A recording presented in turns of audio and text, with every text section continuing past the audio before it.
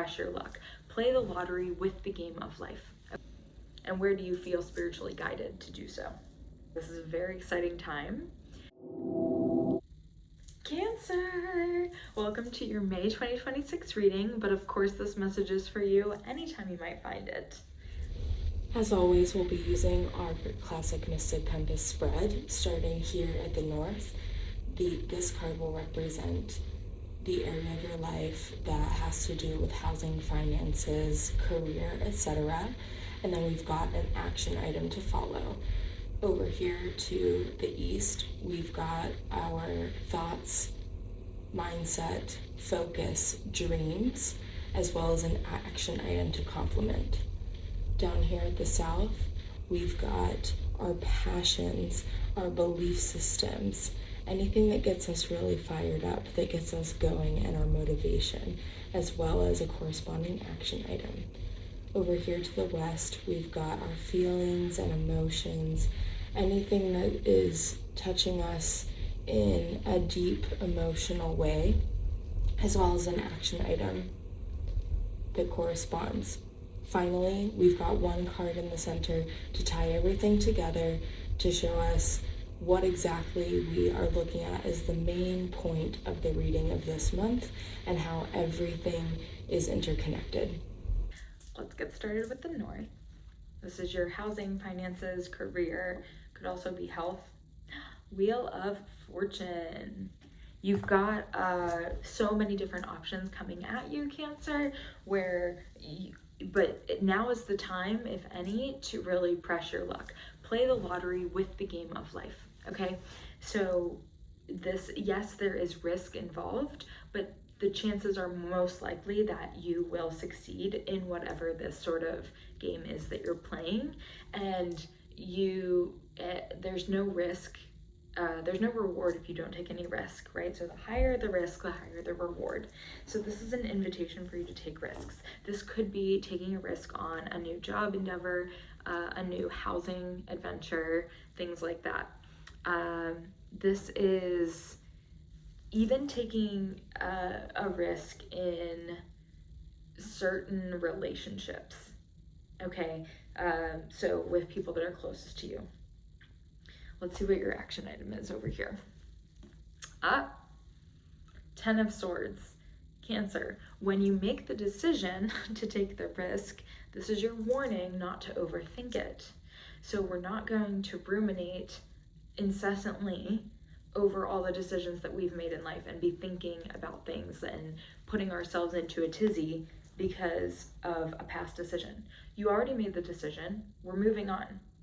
Okay, so yes, you're taking the risk. These are like big pivotal life moments for you. Like these are big life choices that are coming at you for your growth, for your betterment. So we're not overthinking everything, every word that you said during an interview. We're not overthinking all of the pros and cons of living in a certain neighborhood. We're not overthinking how we're moving about the world and all the decisions that we've made. You've made your choice and you're moving on, okay? So if you catch yourself with these ruminating thoughts over and over again and getting overwhelmed, we're noting that it's there and acknowledge that it's there. We're not going to ignore it, and we're just going to say, okay, thank you for being here. I already made my decision, and these are the consequences of the decision that I made. And you let it go. Let's see what we have for you over to the east. These are your thoughts, dreams, anything that is occupying the mind. The Chariot. Okay, Cancer, I see you've got a lot of thoughts going on, nonstop. All right, we've got a lot of different thoughts, and you're taking these thoughts like full force. So there's like one little tiny inkling of a thought that enters your mind, and before it even fully sets in, you've already taken it to its end. You know, it's like those situations where you're like out and about and you meet a cute person at a bar or somewhere, and you're just like, oh my God, I just met this person 30 seconds ago, but I'm already envisioning our wedding. Let's slow it down. Let's slow the thoughts down, okay? Let's see what your action item is here, because that's gonna help us direct our thoughts in a way that's more productive. 6 of Pentacles. All right, Cancer, with this 6 of Pentacles, we are looking at reciprocity and giving and receiving. And these are thoughts. So instead of just taking your thoughts like to a whole extreme, we're going to think about how we can give and receive among others, okay, in a tangible way. So thinking about who or what is giving me something in return for what I am giving. Am I, instead of maybe thinking, if you're thinking about your salary or your hourly wage at work, and you're thinking that it's unfair and they're not paying you enough and all this, let's think about it in another way. Let's think about it in terms of a time money exchange. Is my job paying me a fair wage for the effort that I'm putting in? No? Okay, let's calculate how much would be a fair wage for the effort that I'm putting in. And also use tangible sources for that. You can look up proposed salaries and actual salaries for similar roles at other companies. You can go to salary.com, glassdoor.com. You can ask people anonymously on the internet, on Blind Fit and Fishbowl. You can look at other active job postings and see what they're paying you on, paying for others on Indeed and LinkedIn and other job boards. Okay, this is one example, but we're reducing the full throttle thoughts that are incessant and ongoing and kind of getting out of hand, and we're reducing them into smaller pieces. So instead of thinking about, like we're gonna just pick one piece of what we're thinking about.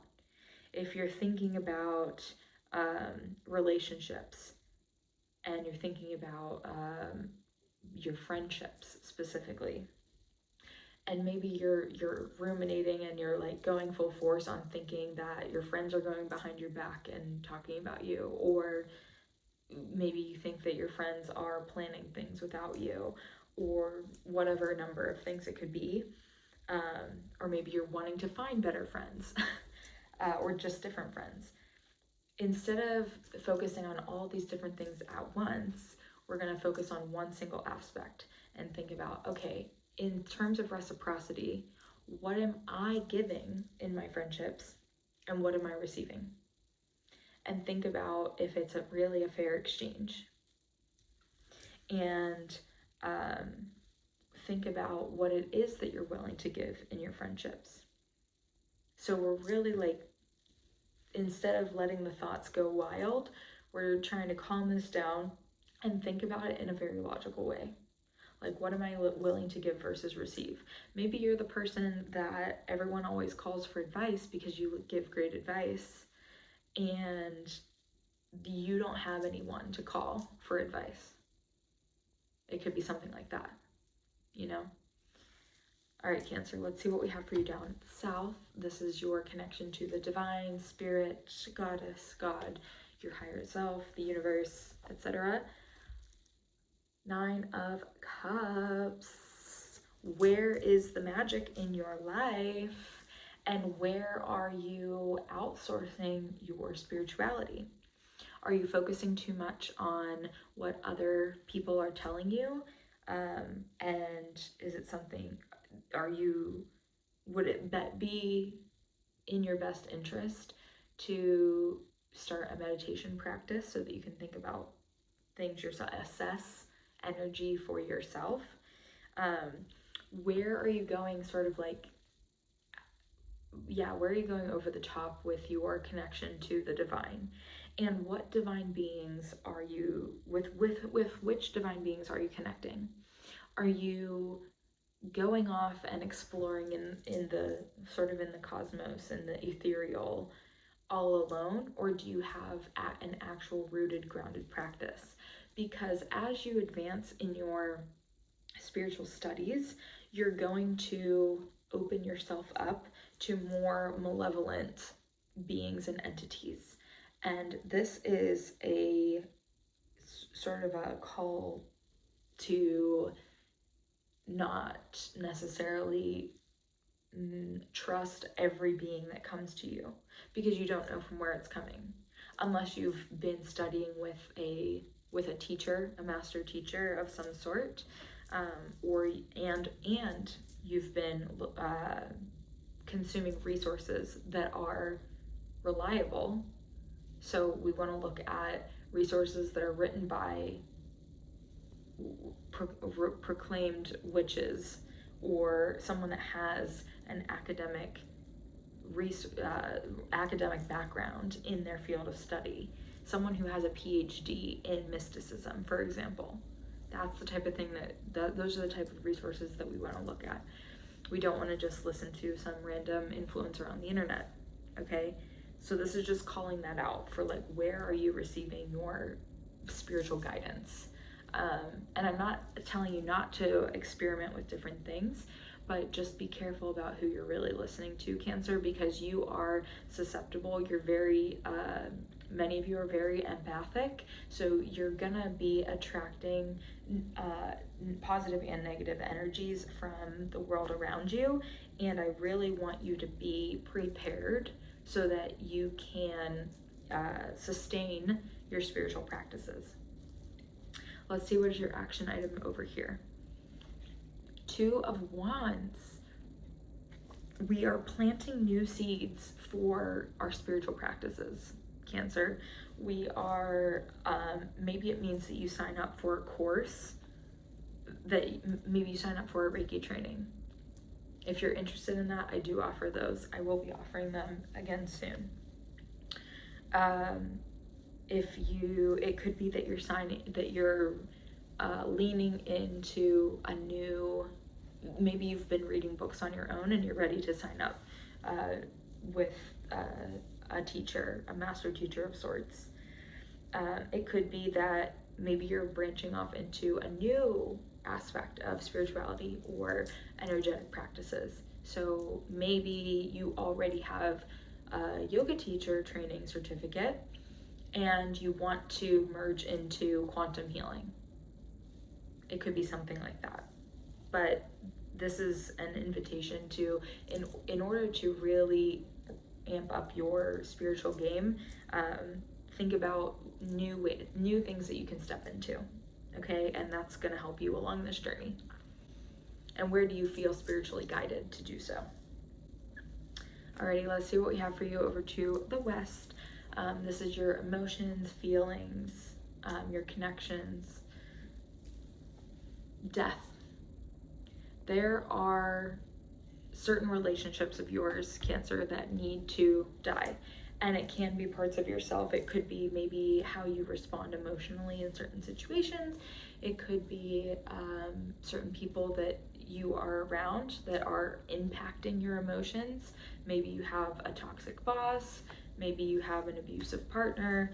Maybe you have abusive parents. So this is asking you to sever those ties, and it's a process. It's not necessarily going to happen all at once. This can be done in multiple phases, but there are parts of you or parts of your life that need to be cut off. Let's see what your action item is over here that's going to help you along this process, Cancer. Oh my goodness, the Sun. So I am a little surprised. We had the Death card, and then immediately as like your focus over here in this part of your life, followed by the Sun as your action item. So this is an indication to me, and we've jumped, right? So the Death card is a number 13 and the Sun is a number 19. So we've jumped, right? We've advanced. So when you might have already cut people off and like you're feeling sensitive around that, or you're about to do so. And having the Sun here is a beacon of hope. It's knowing that you are ready for greatness, and that there are sunny days, there are better days coming to you on an emotional level, and that you're able to handle whatever it is that's coming your way, Cancer. There is hope, there is growth, and it's not coming alone. So even though you're killing off parts of yourself, you're killing off certain relationships that you have, and letting those parts die, there are new people coming into your life. There are new parts of yourself that are going to be revealed on an emotional level. So you're getting to know new parts of self. You're getting to know different sides of yourself. You're getting to see how you respond in different situations. Maybe you have a recurring situation and you're suddenly learning to respond differently. This is all possible. All right, Cancer, one more card. Let's see what our center card is tying everything together this month. Three of Pentacles. Love it. Love it. This is teamwork. You're building something together with others. You are bringing together different parts of yourself to build something greater than yourself and the whole. And this is really letting you, giving you the opportunity to showcase your talents. Like I said a minute ago, you're not in this whole emotional die off and then rebirth process by alone. There are other people, like there are parts within yourself, but then there are also other people that are supporting you. This is a reaffirmation of that you are not really truly alone in any of this. There are other people that can be an asset to you, to your future, to your goals, to the different activities in which you're participating. There are other people that are going to showcase your work. There are other people that are going to bring out the very best parts of you. So Cancer, this is a very exciting time. This is an opportunity for you to see where you can find other people and places that will showcase your work. You could literally be an artist or an architect, a sculptor, a musician, something like that, and you're looking for a studio space to showcase your actual artwork. It could be something like that. It could also be, if you're not an artist or a creative, it can also just be how you're showing up in the workplace, and working with the right team towards a common goal. But either way, this is a positive omen. This is very exciting, and it's something very tangible that like you're working towards. And maybe the final product isn't going to be totally finished right away. This could take some time, but it's something that you're building towards and you're building with other people. Okay, Cancer, thank you so much. I will see you next time. Please be sure to check out your Sun, Rising, Moon, and Venus sign to get a fuller picture of your month ahead. Bye.